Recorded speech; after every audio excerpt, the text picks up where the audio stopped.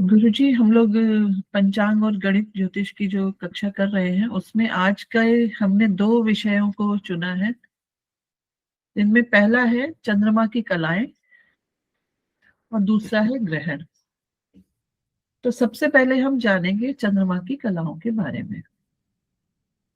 जो चित्र आप लोगों को स्क्रीन पर दिख रहा है उसमें उस चित्र से ये समझ आ रहा है कि सूर्य है ये, और ये पृथ्वी है, और ये वो पथ है जिस पर पृथ्वी सूर्य के चक्कर लगा रही है।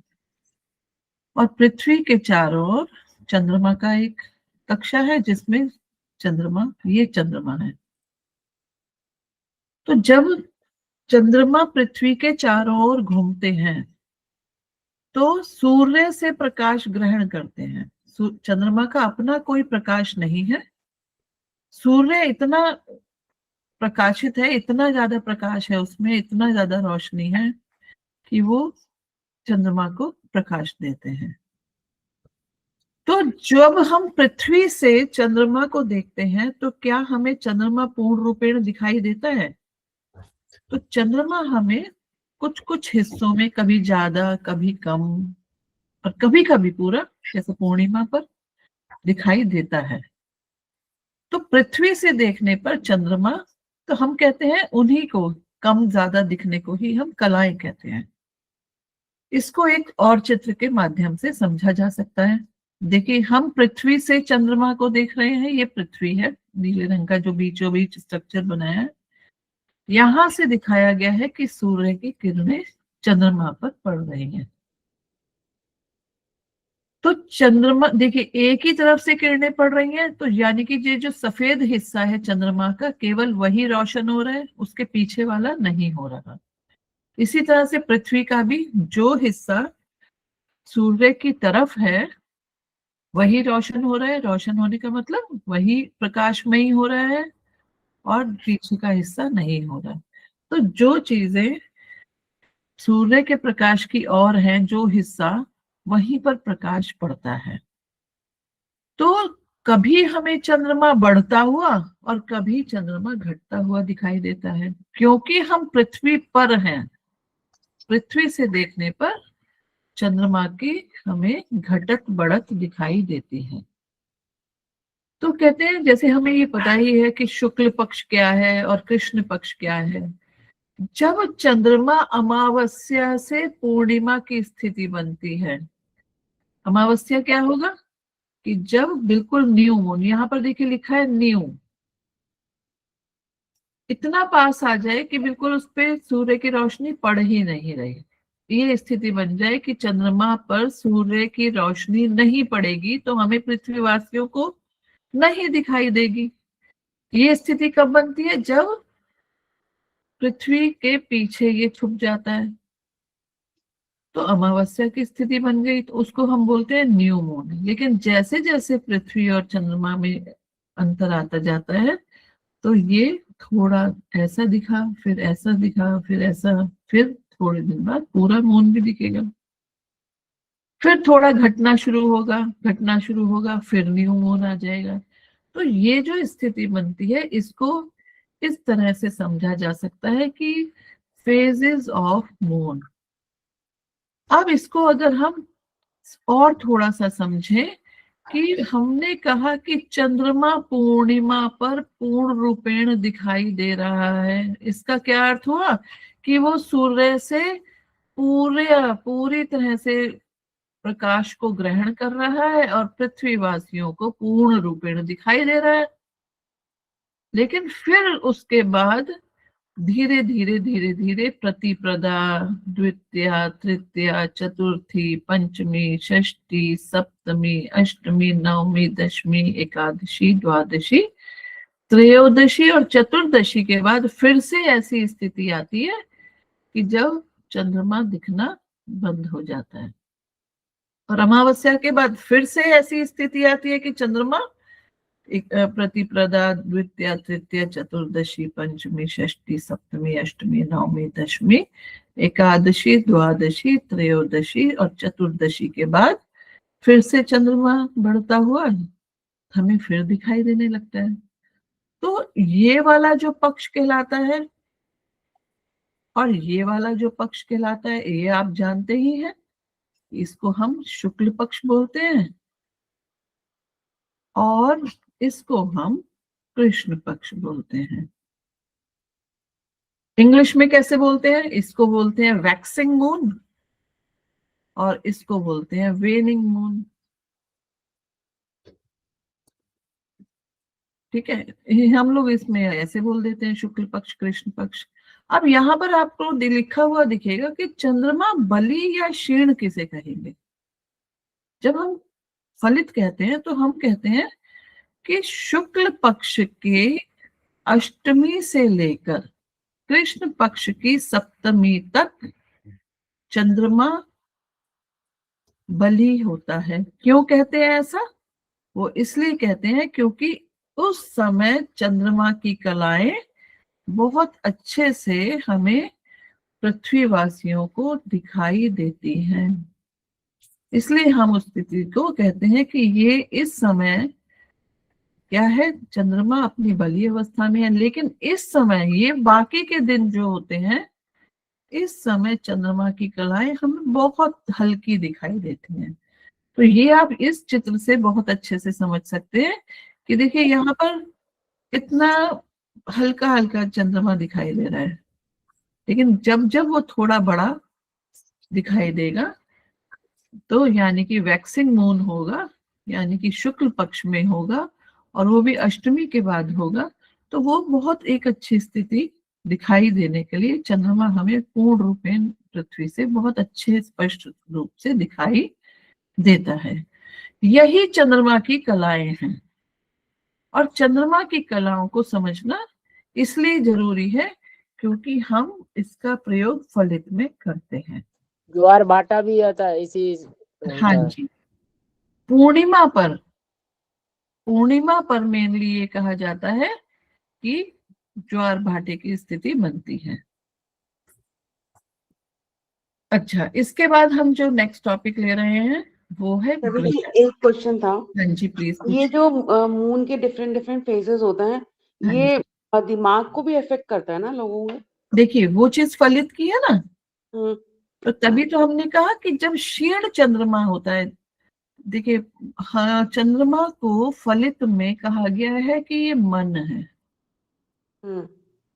और जब वो क्षीण रहता है तो मन भी हमारा थोड़ा सा क्षीण माना गया है।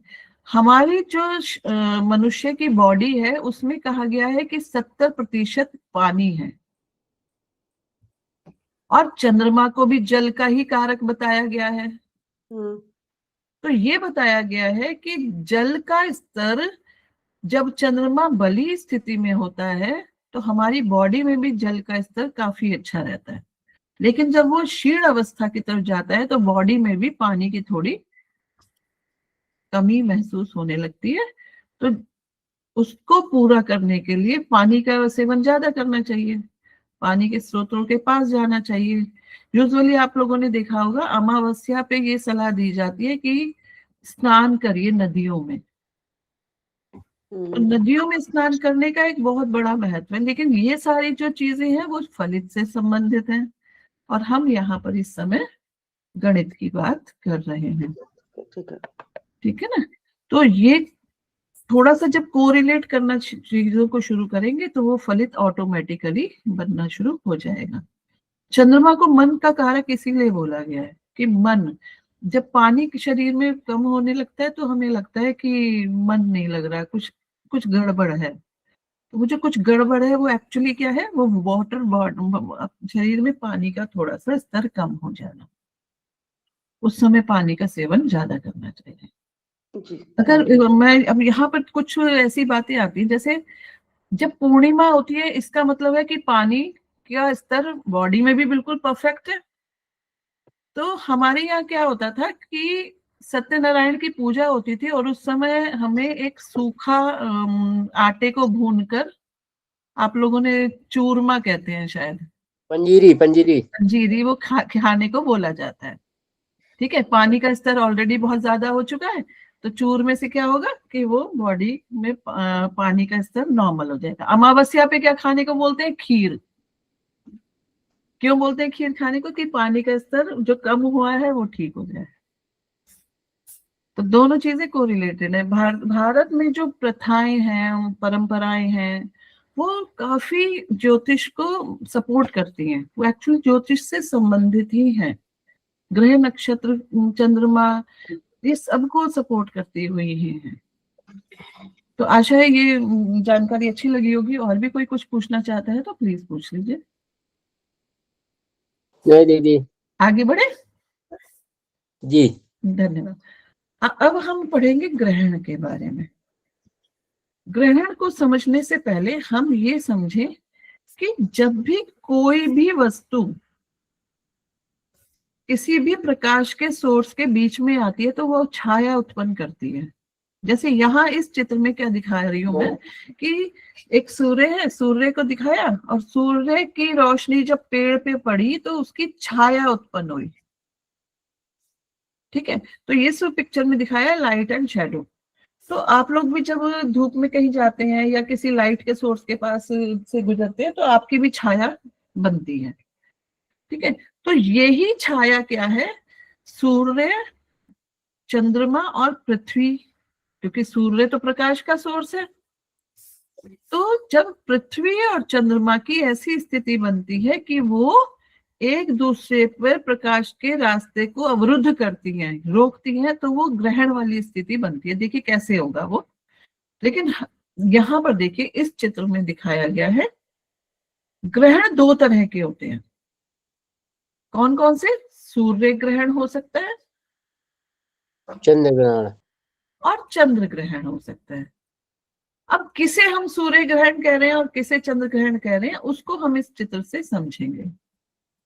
जब सूर्य की रोशनी पृथ्वी पर आ रही है और चंद्रमा घूमते घूमते एक ऐसी स्थिति बनाए कि तीनों एक सीध में हो जाए।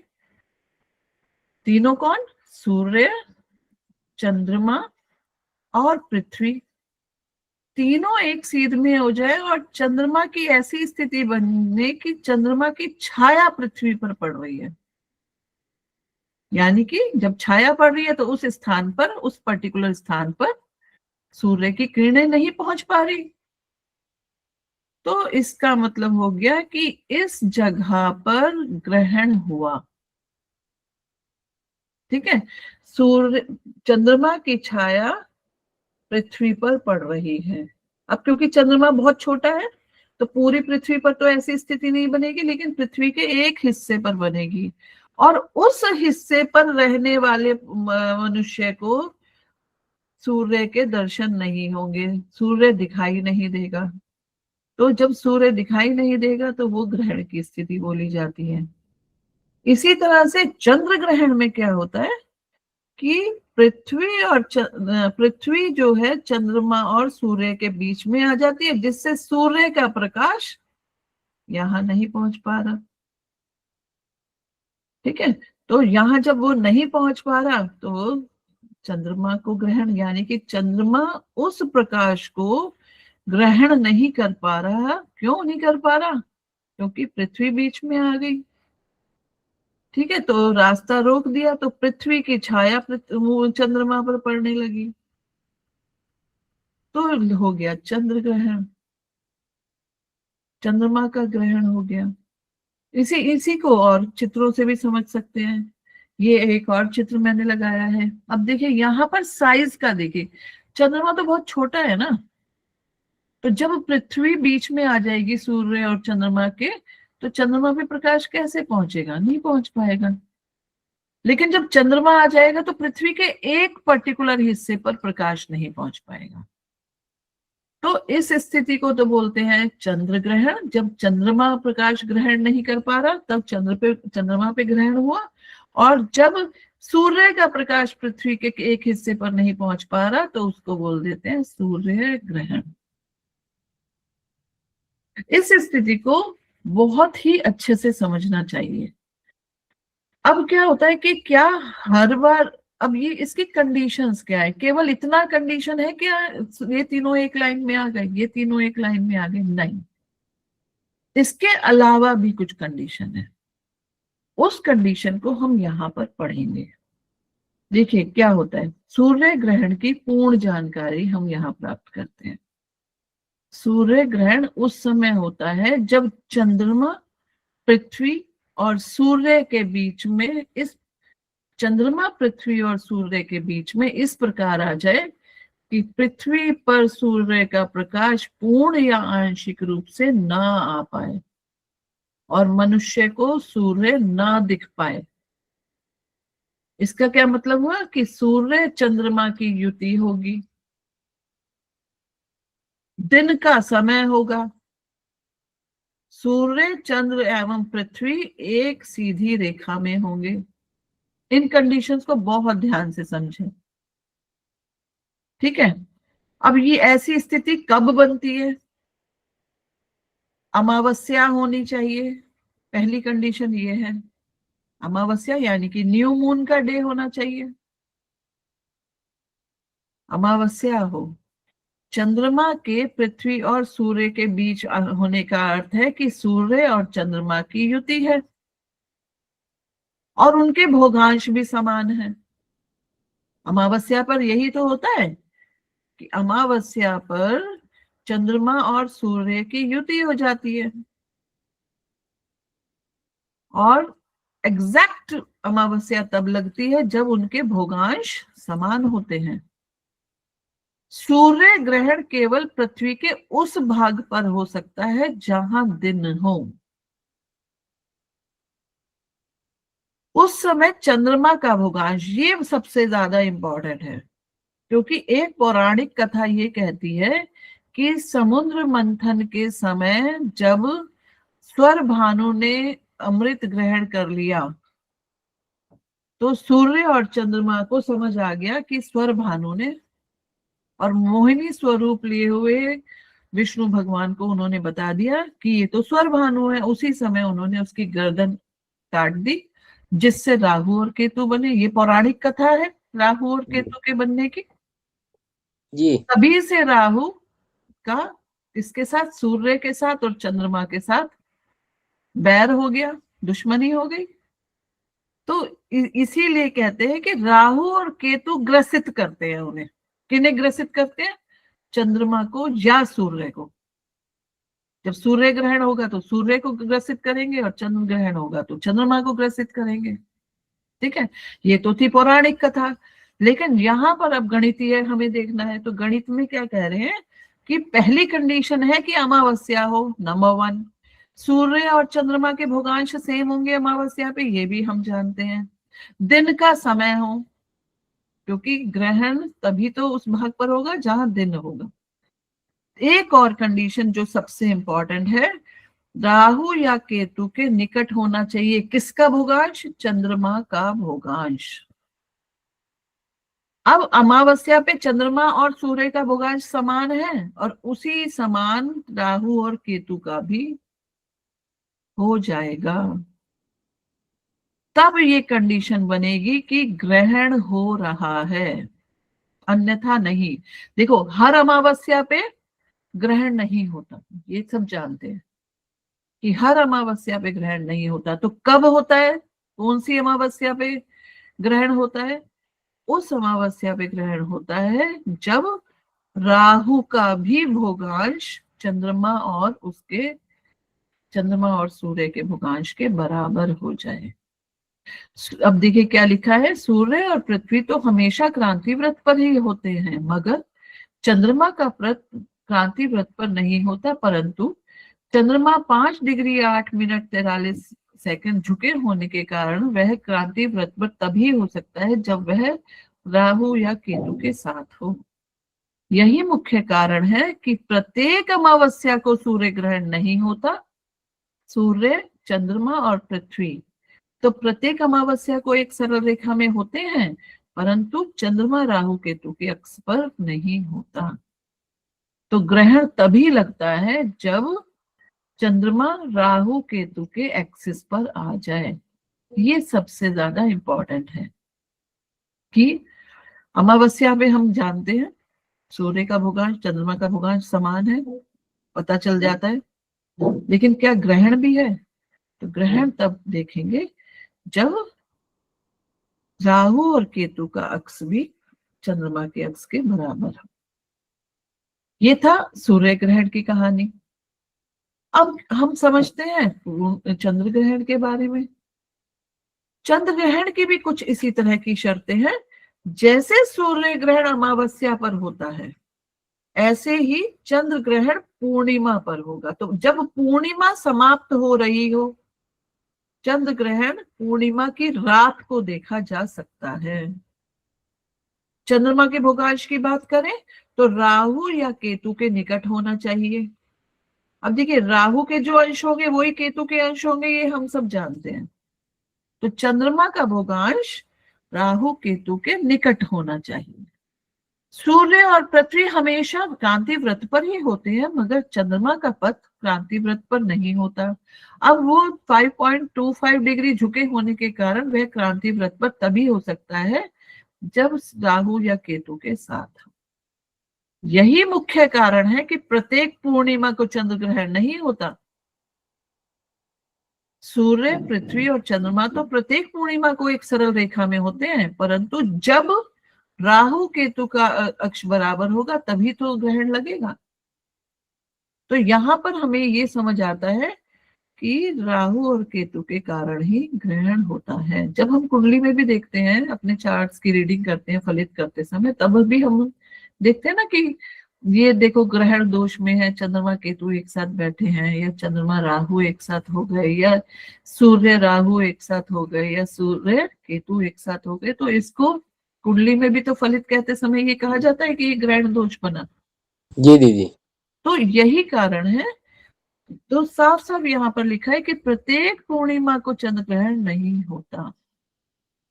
ये तभी होता है जब राहु केतु एक ही अक्ष पर हो जाए।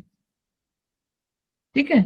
अब देखिए, आज के लिए भी, जैसे आज क्या डेट है 17 फरवरी, आज के लिए भी कहा जा रहा है कि आज सूर्य ग्रहण है। लेकिन वो सूर्य ग्रहण भारत में दिखाई नहीं देगा। भारत में नहीं है। क्यों नहीं है? क्योंकि भारत के अक्षांशों से जब हम स्थिति को देखेंगे तो वहां पर राहु से डिग्री मैच नहीं कर रही है। ठीक है। ग्रहण तो तभी बनेगा ना जब राहु और केतु के डिग्री का मैच आ जाएगा। ठीक है। इसी चीज को अगर हम यहाँ अपने पंचांग में दैनिक स्पष्ट ग्रह वाली स्थिति में देखें, और 17 फरवरी, देखिए यहाँ लिखा है 17 फरवरी, ये फरवरी का पेज मैंने लगाया है। तो 17 फरवरी को जब हम देख रहे हैं और कहा जा रहा है कि 17 फरवरी को सूर्य ग्रहण है, और हम ये भी कह रहे हैं कि भारत में दिखाई नहीं देगा। तो भारत में दिखाई नहीं देगा क्यों? क्योंकि जो सूर्य है, सूर्य की डिग्री है 4 डिग्री। यहां देखिए, ये सुबह 5:30 बजे का होता है टाइम, और जब 4.5 डिग्री पर है, और अगर हम राहु तक चले जाएं, राहु 14 डिग्री पर है यहाँ। ठीक है। लेकिन फिर कहाँ दिखाई देगा ये भी जानना चाहिए हमें। तो यहाँ देखिए, पंचांग के एक पेज में लिखा है, भारत में अदृश्य यानी दिखाई न देने वाले ग्रहणों का संक्षिप्त वर्णन। और देखिए क्या लिखा है, 17 फरवरी 2026 मंगलवार को कंकण सूर्य ग्रहण तो बन रहा है, लेकिन कहाँ बन रहा है? South Africa, Zimbabwe, Botswana, Mozambique, Zambia, Tanzania, Namibia, Mauritius आदि देशों में, अंटार्कटिका और दक्षिणी अमेरिका के दक्षिणी देशों में। भारत में यह ग्रहण नहीं दिखाई देगा। इसका मतलब ये हुआ कि जब अफ्रीका, जाम्बिया और इन वाले देशों से आकाश की स्थिति देखेंगे तो सूर्य और राहु की डिग्री समान दिखाई देगी। लेकिन भारत में ऐसा नहीं है, इसलिए भारत में ये ग्रहण नहीं है, मान्य ही नहीं है।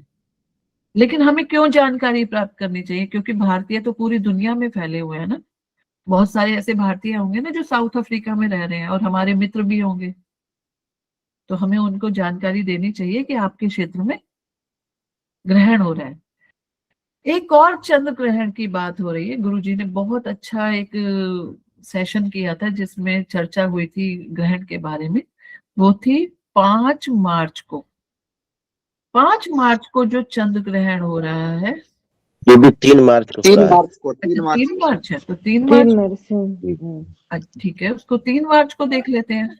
तो 3 मार्च को या 5 मार्च को क्या चंद्र ग्रहण चंद्रमा के भोगांश के बराबर केतु का भोगांश है? इसको हम चेक कर लेते हैं। तो चंद्रमा है यहाँ 18 डिग्री के, तो अगर हम राहु तक जाएं तो यहाँ पर यहाँ पर 14 डिग्री। मुझे जहां तक मेरा पंचांग कह रहा था कि अच्छा 3 मार्च ही है वो, ठीक है। तो यहाँ पर देखिए चंद्रमा के भोगांश के लगभग बराबर ये 18 दिया हुआ है, और यहाँ पर 14 डिग्री पर राहु का भोगांश दिया गया है। तो जब चंद्रोदय होगा, थोड़ा बड़ा कर दीजिए। हाँ जी बड़ा कर देते हैं। ये स्क्रीन अब दिखाई दे रही है आपको? ये हो गया। तो जब चंद्रोदय होगा तो उस समय तक क्योंकि चंद्रमा की तो स्पीड बहुत ज्यादा है, तो वो संभवतः इनके पास तक आ जाएगा। तो जब भोगांश इनके सेम होंगे तभी ग्रहण लगेगा। इसको मैं 3 कर देती हूँ, 3 मार्च को जो ग्रहण हो रहा है। तो अभी इससे रिलेटेड आप लोगों को कोई प्रश्न करना हो तो आप कर सकते हैं। वैसे मुझे जहां तक लगता है कि सबको ग्रहण के बारे में पता होता है। जी। एक और चित्र आप अभी यहाँ पर देखिए। ये चित्र ये दिखाता है कि जब ग्रहण की स्थिति बनती है तो हम सभी जानते हैं कि चंद्रमा की स्पीड बहुत ज्यादा है। अब चंद्रमा की जब स्पीड ज्यादा है तो सूर्य और पृथ्वी देखिए यहाँ पर एक ही सीध में आ गए हैं, और चंद्रमा अभी जब पहुंचने वाला है, बस अभी उस क्षेत्र को टच ही किया है। जब वो उस क्षेत्र में एंटर करेगा जहां पर पृथ्वी की छाया पड़ेगी, तो उस समय को जब चंद्रमा एंट्री ले रहा है तो उसको बोलते हैं स्पर्श काल। और जब वो छाया के समीप आ गया, छाया वाले काल में आ गया, तो उसको बोलते हैं मध्य काल। और जैसे ही चंद्रमा इस छाया के क्षेत्र से बाहर निकलेगा तो उसको बोलेंगे मोक्ष काल। ठीक है, ये तो हो गया चंद्र ग्रहण की स्थिति में। अब सूर्य ग्रहण की स्थिति में देखिए, इसमें भी क्या होगा। इसमें जैसे ही चंद्रमा उस क्षेत्र में पहुंचेगा जो पृथ्वी पर छाया देगा तो उसको कहते हैं स्पर्श काल। और जैसे ही पूर्ण रूपेण छाया देने लगा पृथ्वी पर, पृथ्वी के सीध में आ गया, तो उसको बोलते हैं मध्य काल। और उसके बाद की स्थिति को बोला जाता है, जब ये पार कर गया वो क्षेत्र, तो बोला जाता है मोक्ष काल। ठीक है, तो ये भी पंचांगों में लिखा रहता है कि ग्रहण का स्पर्श काल क्या है, मध्य काल क्या है और मोक्ष काल क्या है। ये भी पंचांग में मेंशन रहता है। तो हमें पंचांग का अध्ययन बहुत अच्छे से करना चाहिए जिससे हमें ये चीजें समझ आए। एक और चित्र मैं आप लोगों के लिए लेकर आई थी सूर्य ग्रहण से संबंधित। सूर्य ग्रहण 3 तरह का बताया गया है। कैसे बताया गया? एक है पूर्ण सूर्य ग्रहण, कि पृथ्वी के एक पूरे हिस्से पर वो सूर्य दिखाई ही नहीं दिया। लेकिन एक कहा गया है वलयकार। वलयकार यानी कि चंद्रमा की ऐसी स्थिति बनी कि एक रिंग ऑफ फायर की तरह हमें सूर्य का गोला दिखाई देता है। इसको कहते हैं वलयकार। और एक कहा गया है खंड ग्रास, यानी कि केवल एक हिस्सा सूर्य का छुप गया। यहाँ पर देखिए पूरा सूर्य नहीं घेरा, केवल एक ही हिस्सा हुआ। तो जैसे हमें यहाँ पर हम देख रहे थे कंकण सूर्य ग्रहण, यानी कि सूर्य का कोई छोटा हिस्सा ही चंद्रमा के क्षेत्र में आया होगा। यानी कि पृथ्वी पर जब सूर्य ग्रहण हो रहा है तो पूर्ण सूर्य ग्रहण नहीं है, ये केवल बहुत छोटा हिस्सा ऐसा है जो चंद्रमा की छाया पृथ्वी पर आएगी, और केवल एक छोटे क्षेत्र में ऐसा रहेगा कि ये नहीं दिखाई दे। ठीक है, लेकिन यहाँ पर देखिए फिर भी 4 घंटे का है ये आज का जो बताया गया है।